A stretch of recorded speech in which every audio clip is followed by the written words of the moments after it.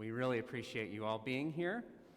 We're thrilled to celebrate Noah's continued life and the hard work that is happening day in and day out by our emergency management system and the teamwork that really goes into what we're celebrating today. I'd like to acknowledge a few dignitaries we have here with us today.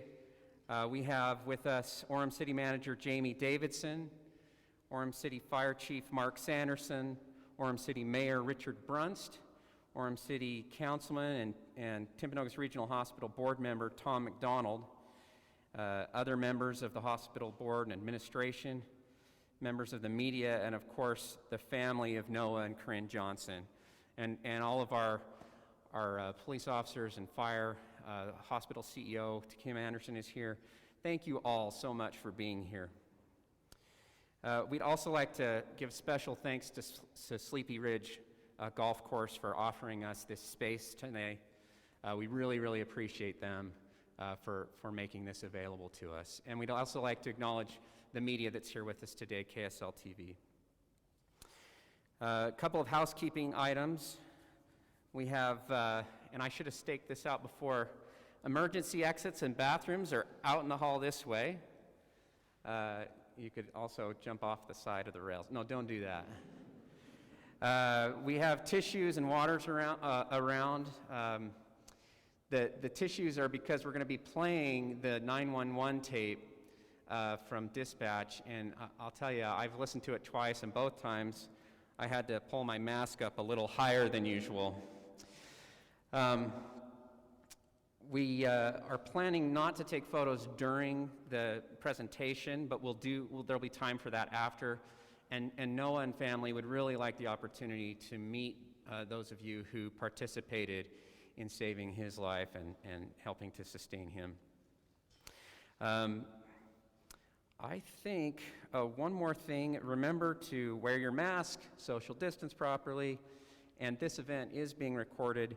We're going to be making this available online later for any of your friends or family who were not able to be here for this.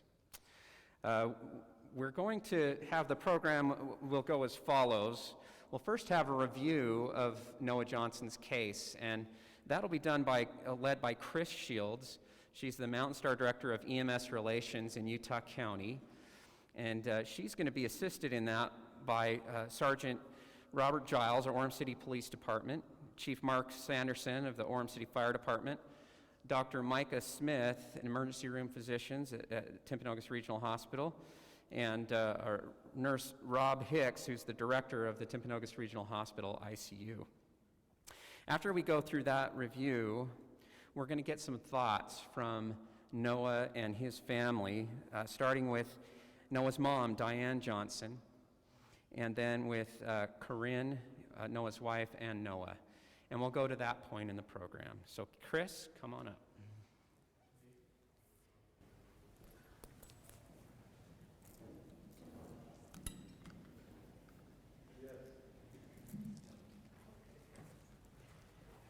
Oh, good. I was hoping that it would fit me because I'm a little bit short. Well, it's an honor to be here tonight, and an honor to be here with Noah and his wife and his family. Some of you may be wondering, what are we doing here this evening? In professions where providing life-saving service on a regular basis is the standard, many here do not seek the spotlight, and even in fact maybe feel a little bit uncomfortable because of it. But we are here today to celebrate the very personal victory of one family and to come together and take a break from all of the things, of the bad things that are going on in the world today, and remember why we do what we do. Today we are here to take joy in the rescue of a fellow human being, the preservation of a family, the restoration of a husband and a son to the people that love him. We are here today because today is a great day for all of us to come together and to celebrate one of life's victories. September 18th, approximately 2:30 in the morning, started this event. And we want to thank the family for sharing this very personal event. The following is from Noah and his wife, Corinne. We thought that sharing the overview straight from Corinne's journal would be nice and personal, and it was written just shortly after everything happened. Last Friday at 2:30 a.m., I awoke to Noah making some odd noises, kind of like gurgling and gasping noises. I initially thought that he was having a bad dream, so I tried to wake him. He wouldn't wake up, and his noises got loud. He started gurgling and breathing irregularly. I ran and got a small bowl and tried to turn him on his side just in case he threw up. His breathing stopped for a long time before he took another gasping breath. I decided that it would be best to call 911. The dispatcher took some information and asked what was happening. She did a breathing test and immediately called first responders. I was told to pull him off of the bed, but I couldn't because he was too heavy. He stopped breathing and his face turned blue. Right then, the first officers arrived and I ran to open up the door. One officer came in and went into the room, and he called for the other officer and started immediate CPR. The second officer came in and sent me upstairs to guide the others. Soon the ambulance arrived and 2 more police cars and a fire truck. My Nana came out and I explained what happened. She then called my mom and dad. My mom's phone is usually charging in the office, but that night it was by her bed. Officers were asking me if Noah had been sick before or if he had taken any medications, which he hadn't. It was just a freak event. They brought Noah upstairs in a blanket and put him on the stretcher. Then they took him and put him into the ambulance. An officer told me that he was being taken to Timpanogos Regional Medical Center. My mom and dad arrived and we went to the hospital.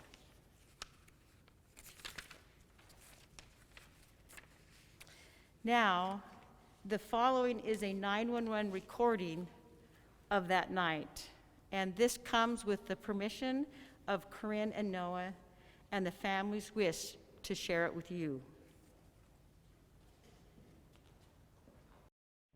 911 for what city? I'm in Orem. Tell me exactly what happened. My husband is unresponsive and he's making noises and it looks like there's stuff in his mouth. Okay.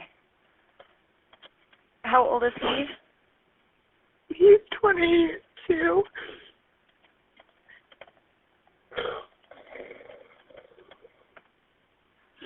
Okay, are you with him now? Yeah.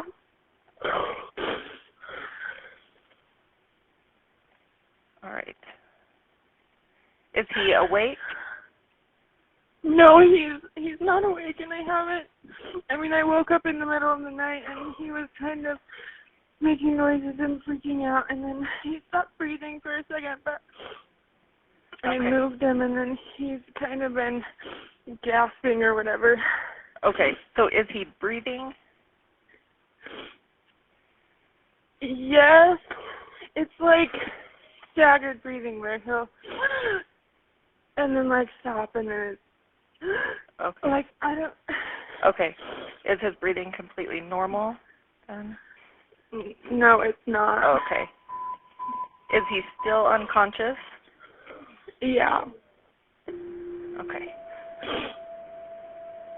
We're paging out the medical now, okay? Thank you. All right, we're going to do a breathing test, okay? So I want you to tell me, I want you to say now every single time he takes a breath in, starting immediately.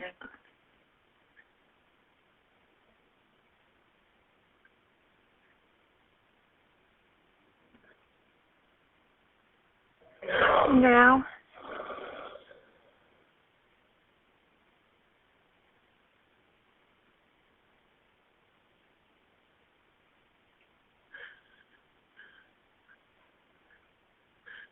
Okay. Let's. And now. Okay. Okay. If there's a defibrillator available, send someone to get it now and tell me when you have it.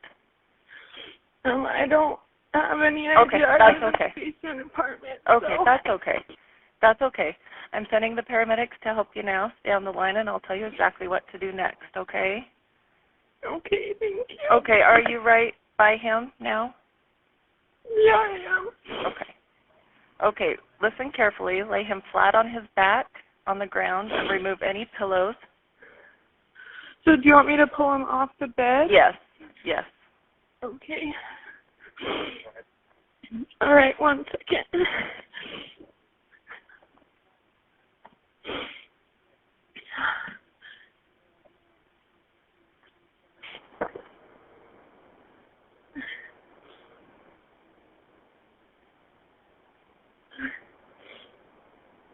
How do I get him off the bed? Just pull him off.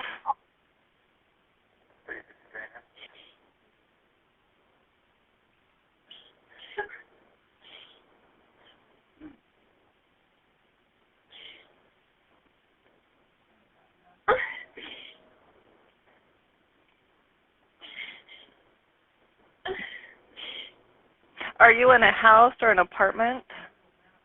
Yeah, I'm in a house. Okay, it is a house. Okay. Okay.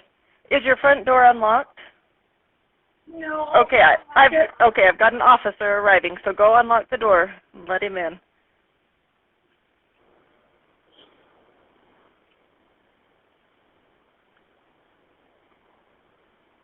Is he at the front door upstairs? I'm not sure. You're in a basement apartment? Yeah. Okay. Is it on the front? It's on the west side, the entrance. If he goes through the gate, Okay. and down the stairs. Okay.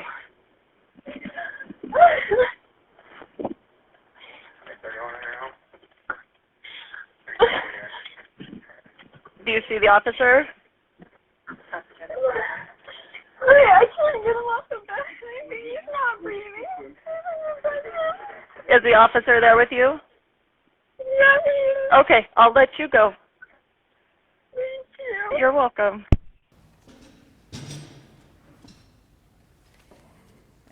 Corinne, it is heart-wrenching to hear the relief in your voice when the police officer showed up that night. We are all here tonight because you recognized that something was wrong and that you called 911. Noah, you are here today because Orem Department of Public Safety's 911 system worked as it should, and that with the combined efforts of Orem Dispatch, Orem PD, Orem Fire Rescue, they saved your life that night. After you arrived at Timpanogos Hospital, your care continued in the emergency room and then into the ICU. After many tests, Noah had an internal cardiac defibrillator placed, and he was discharged from the hospital 7 days after admission. We honor you, Noah and Corinne, and your family, along with those who saved your life that night, and those who took part in your continuum of care at the hospital. Thank you for letting us be a part of this evening.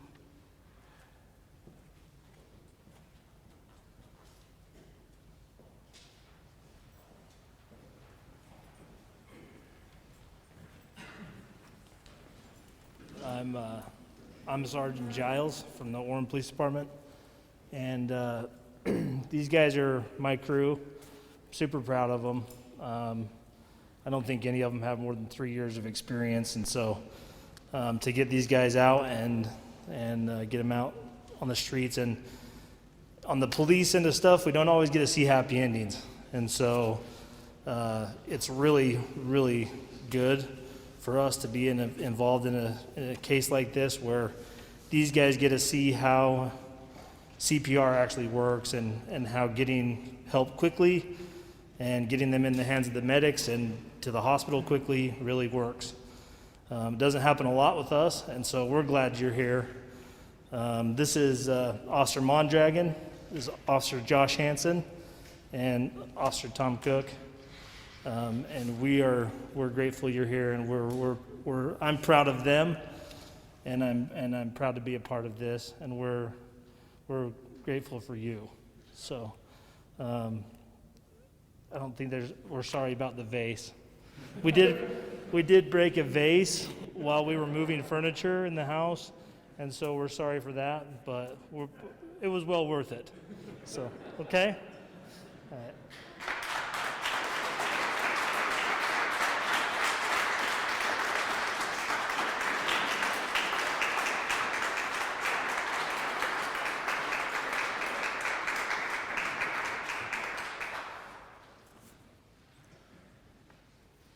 My name is Mark Sanderson, and I'm the fire chief for the city of Orem. And I want to introduce Captain Randy Bell, paramedics Matt Empey, and Ryan Schroeder. These three were on the call that night. But before we get into the nature of the call, I want to just give you just a short history of a 30-year career. I tried to be a police officer. I've tried to be a nurse. I ended up being a firefighter because, believe it or not, I actually tried to be a dispatcher. And having to listen to what we all just listened to is absolutely the reason why our 911 system is so amazing and why I couldn't function in that capacity. Every single one of us, including these guys on the front row, we have the mentality and the abilities to come to your house and deal with these incidents, but happen to sit behind a desk with no physical contact or follow-up to the care we provide is something that we're just not capable of, I believe. And so, I mean, hats off to our dispatchers, because that's where the whole 911 system starts.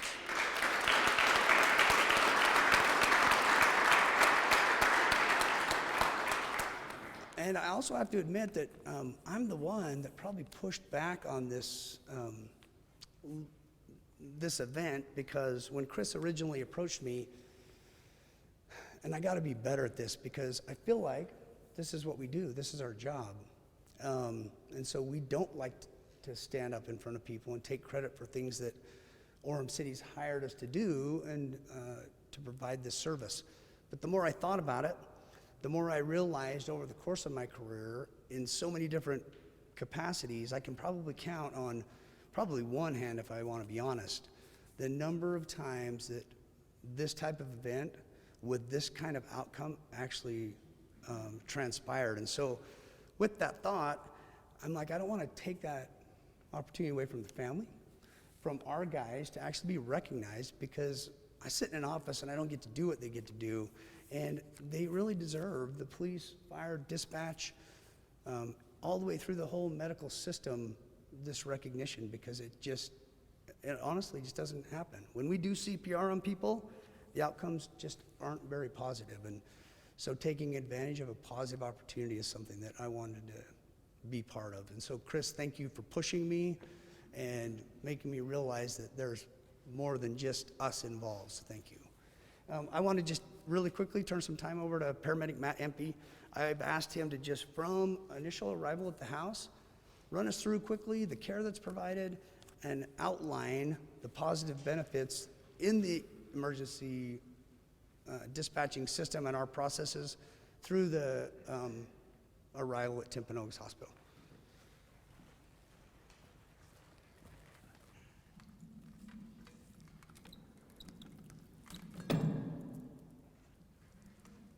Are you saying he's taller than me? Yeah, I don't get that very often.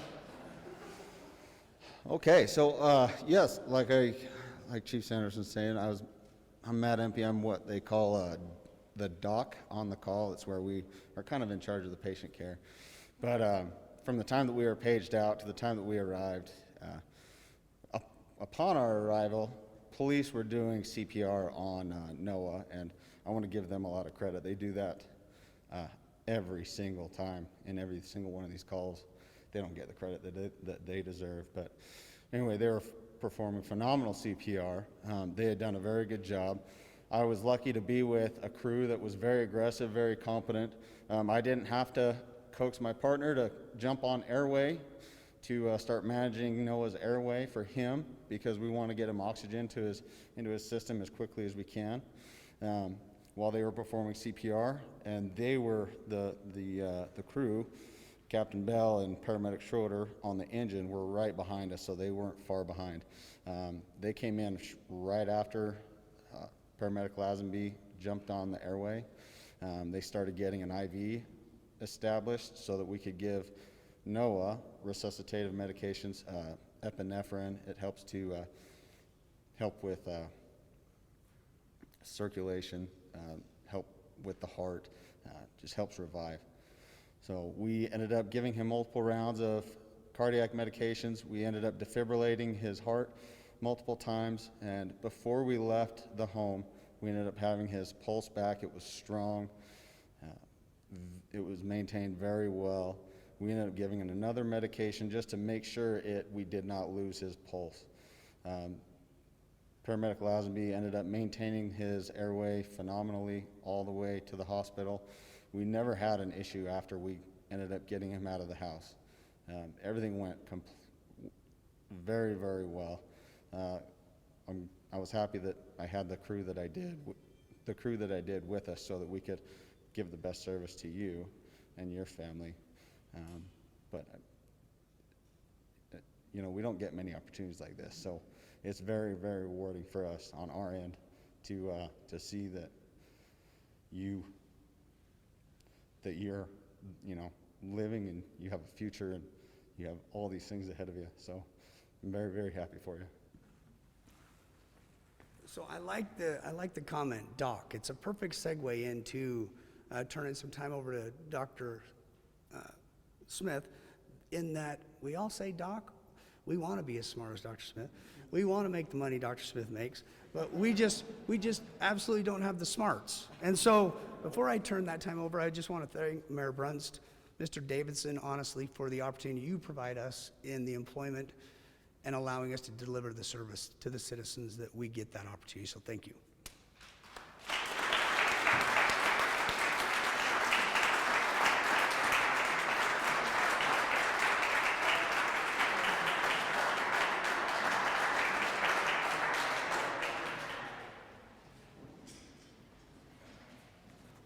All right, I'm definitely taller than Mark Sanderson. We'll have to move that up A little more.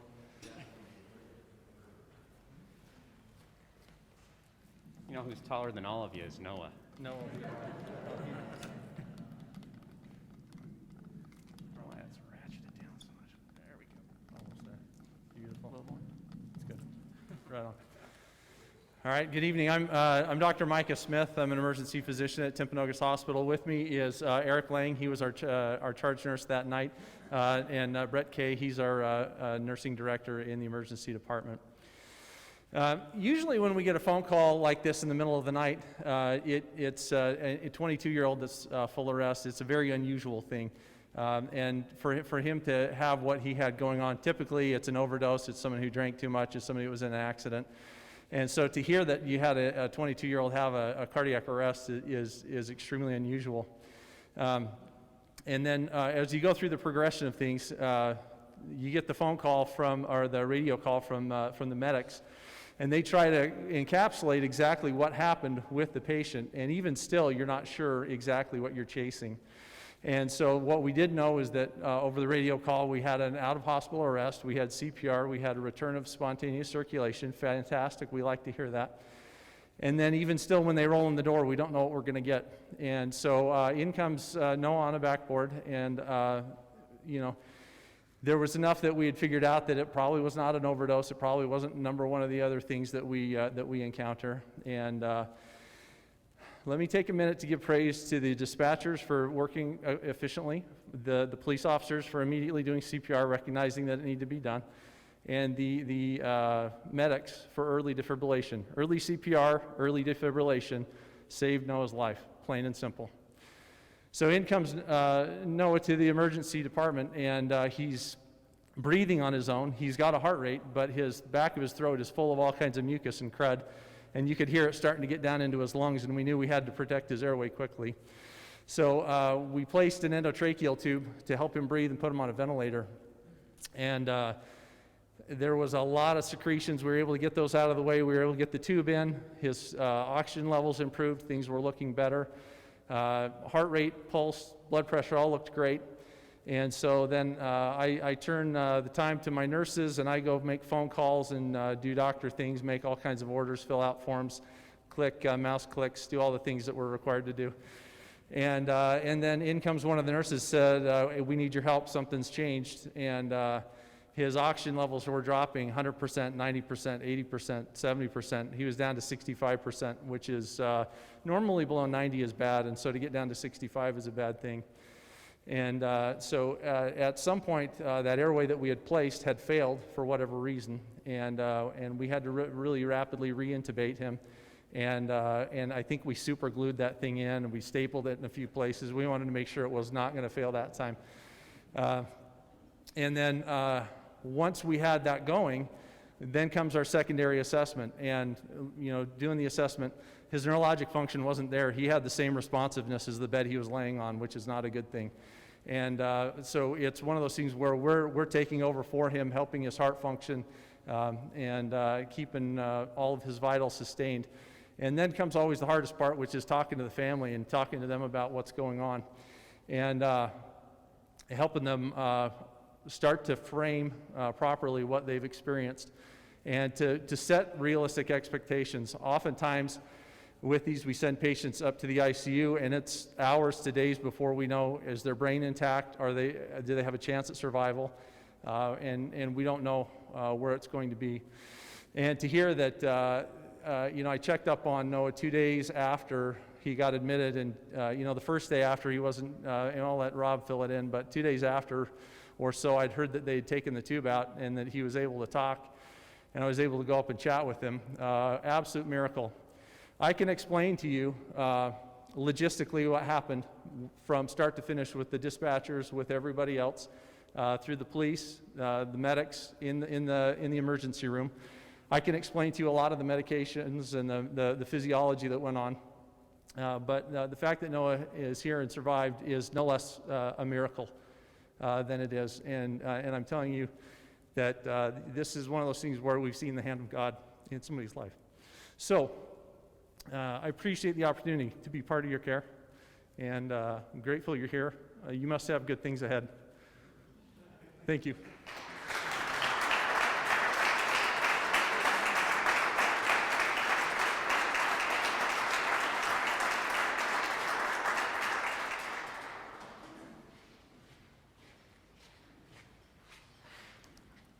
All right, Mark, we'll bring it back down to our size. My name is Rob. I'm the ICU director. I came over to you earlier. I mentioned you probably don't remember me because I tend to sneak in and out and make sure everything's being done. I feel inadequate standing here, honestly. The heroes are right here.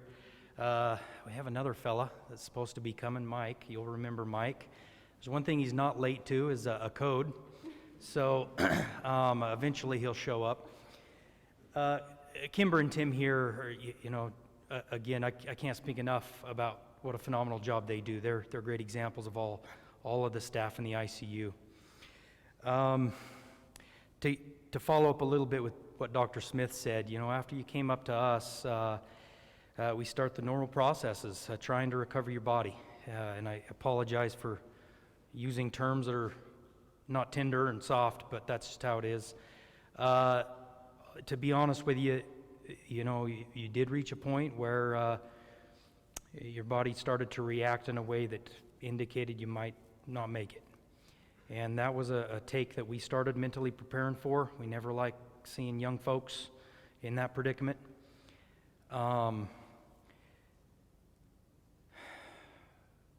honestly, you pointed out that miracles really do happen. And through cooling protocol and giving you everything you needed, ultimately you were the hero there. Thank you. It's an honor to be here. Honor to see the results of our work. So thank you. It's a privilege. Oftentimes patients and their families when they come into us, when they make it to us, feel like they may be an inconvenience or that they feel that they're at their worst. But I propose that in that day you were at your best. Despite all of the things that we did, it was ultimately you. You pulled through. You're a tough guy, I'll tell you what. And I agree with Dr. Smith. There's definitely something in your future. So again, thank you for this honor. Thank you for the honor that it is to take care of you in those few days you were with us. And to say few days after your case, again, what a miracle. Thank you. It's an honor to be here. It's an honor to be sitting in the same chairs in a room full of so many great people. Small world. I just saw an officer within 24 hours ago helping me out on some other stuff. So thank you. Truly, to bring everyone together like this is an honor for us. I can't say it enough. Thank you.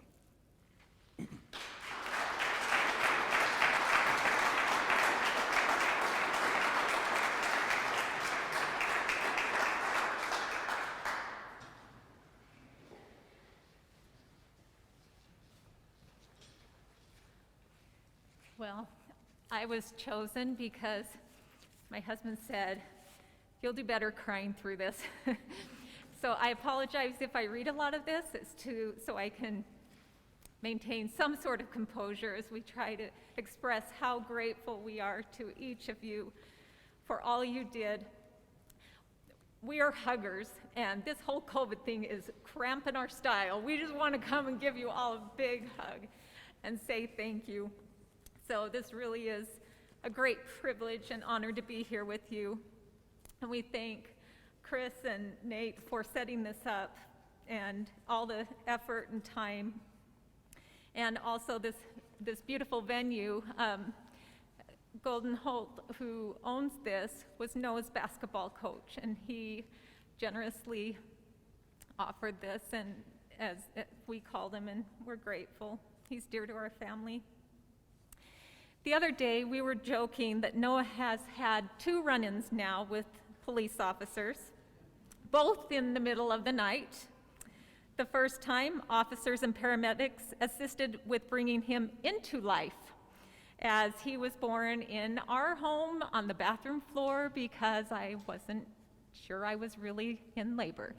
And so they quickly responded to the 911 call and came in and delivered him. And what an exciting entry that was. And we were grateful then, but I can tell you we were much more grateful for the quick response to this 911 call in restoring Noah back to life. As there's been much negativity in the news lately, we want you to know that the loud voices of a few do not represent the greater majority of us who are so extremely grateful for your dedicated service to our community. You said this earlier, but as you say, you're just doing your job, but we know you sacrifice sleep and hours away from your families, risking your own safety to protect and help us in our distressing times. And we are grateful. When we got that call and the text and all, it's hard to wrap your mind around how your son, perfectly healthy, can go to sleep, and it just didn't make sense, any of it. How can he be in such a critical, bleak situation? We're so grateful for our beautiful Corinne. She's a beautiful girl who woke and recognized the seriousness and called for help. As you could hear, she stayed incredibly calm, given the scary circumstances she was in, and it's not easy, and we are proud of her. As Noah came out of the coma, the tubes were still in his throat, and he asked for paper, I guess, and he wrote what happened. But then he was also signing, and he was signing C-O-R-I-N, Corinne. So to quote from Princess Bride, Noah was only mostly dead, and that true love is what he lived for. They have a special, wonderful relationship. We are so grateful for the dispatcher who quickly sent help and stayed on the phone with Corinne until they arrived, for you wonderful officers who immediately began CPR, and the paramedics arriving shortly thereafter, working tirelessly to bring him back. We so appreciate your training and urgency in which you treated Noah, but also for your kindness and compassion to Corinne, making sure she was okay before leaving and apologizing for that silly vase. We much rather would have Noah than a vase. We are so grateful for the ER that sprung into action and for the ICU that took over his care. We consider all of you Team Noah during that, doing your very best to help him. We've commented how genuinely concerned everyone was, not only for Noah, but us as a family, and how the humanity and compassion shown by all truly made that difficult situation easier. As we sat in the ER waiting room, we think her name was Amber, constantly checked to see if we needed anything, offering drinks or snacks, but she was also the one that had to ask us some hard questions, but she did it with kindness and respect. We so appreciate you, Dr. Smith, and your team. Thank you for coming out and sitting down to talk with us, for the hope you offered, but also the honesty in the seriousness of this dire situation. Kristen, which is Corinne's mom, commented how he said the next few hours and days would be interesting, and they certainly were, as we did see this miracle unfold. And then as Noah was transferred to the ICU, we were grateful to be allowed to go in and see and talk with him, as we really thought that was likely the last time we would talk to him, and it would be our final goodbye. With the one visitor rule, it was decided that my husband, Aaron, Noah's dad, would stay and give us updates throughout the day on his progress. Aaron would come home each night, highly praising everyone with their all-in dedication to Noah's constant care. We know this went on day or night, whether we were there or not. There were so many, from doctors, nurses, those running tests, drawing blood. Everyone helped with his care, and we can't even name everyone. We don't even know, but we are so grateful. But we do want to recognize a few people that we interacted directly with and often, and some of those we've seen and are here. Dr. Jimenez, nurses Mike Turner and Kimber Hansen, who Aaron nicknamed you Tinkerbell, and she's just this tiny powerhouse, and he said she's constantly moving, making sure those monitors, everything went perfectly so he could have the best outcome. To Tim Dunkley and Kelly Glenn, the respiratory therapists, who ironically, Tim happens to be my cousin. How grateful I am to know he was there taking care of Noah. Nurses William Pennington and Glade Johnson, who were very patient as they willingly took the time to give nightly phone updates to Corinne's family, explaining specifics that happened throughout the day and answering their questions. And for the cardiologists, Drs. Carter and Butcher and Huang, for diagnosing his heart issue. And we're also grateful for the literal thousands of people around the world united in prayer and fasting for his recovery, and an inspired way for you as his help team care to save his life. Again, we know that this was a miracle and a blessing from God. Countless hours by so many for one boy, one individual, one precious soul. A perfectly orchestrated series of events. Every one of you was crucial to save his life. We're so grateful. Again, we can't truly express and show this. There is nothing big enough, grand enough, or anything we can do, but we do want to give you a tangible gift Unfortunately, it's not here tonight. Thank you, COVID, for the shipping delays, but we will be getting those out to you. And we hope that as you get to use those, it's a little tumbler mug that will keep your drinks hot and cold, because we know you set things down and come back hours later, and we're hoping your drinks will still be hot and your drinks will still be cold. But on the mug, it says, "I save lives, what's your superpower?" And we'll get those to you, and we hope you will be reminded that you make a huge difference. You have in our life, and continue to make differences every day in the lives of many. Your uniforms may not include a cape, but you are all our superheroes. We love and appreciate all you do. Thank you so much.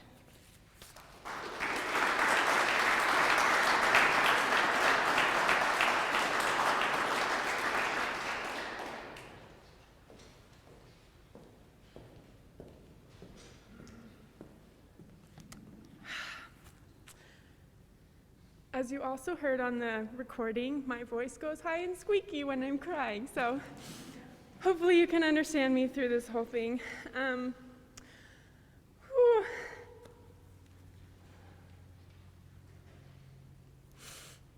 How very grateful I am for all of you coming together for one man who is my man.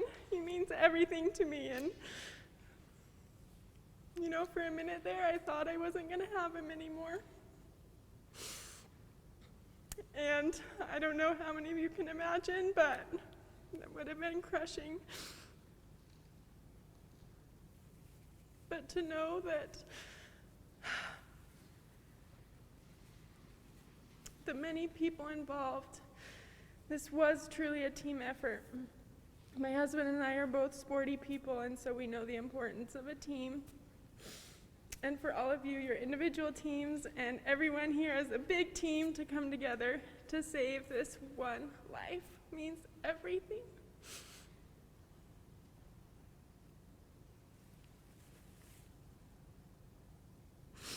I can go forward knowing that this was a miracle and that he was spared with the help of so many.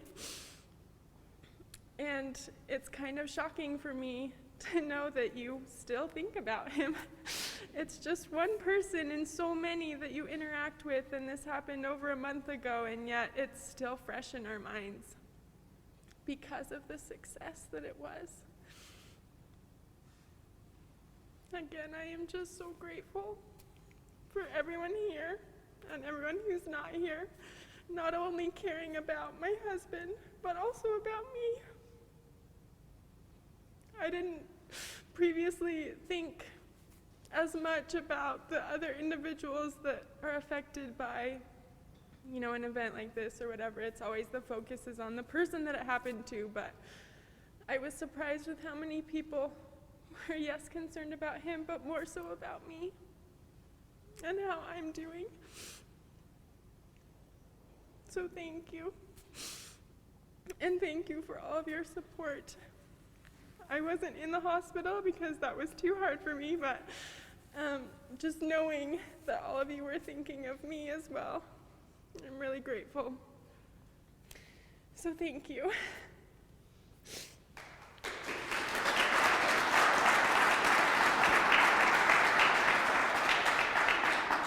I think it's okay. I originally thought I brought these up here for her, and then she starts talking. And she is an absolutely amazing wife and woman, and I'm so grateful to have her in my life. I'm so grateful for my family, for friends, and for each one of you. Of course, I didn't see everyone that was there, and I didn't see all the help that went on behind the scenes, but it's truly amazing to see everything that goes into one life, everything, the blood, sweat, tears, the sleepless nights. It truly is a miracle, and it's indescribable to be on this end of it and see that support. Thank you to the police officers who responded so quickly. I am so grateful for each one of you, for your training and for your willingness to serve every person. Thank you to the fire crews and to the paramedics who also have trained so hard and who have worked effortlessly and who got there and continued helping. And to the ER docs and to the nurses, to ICU, to hospital administration who make sure that it all happens, and to each and every one of you for the continued support. This has showed me that none of us are alone.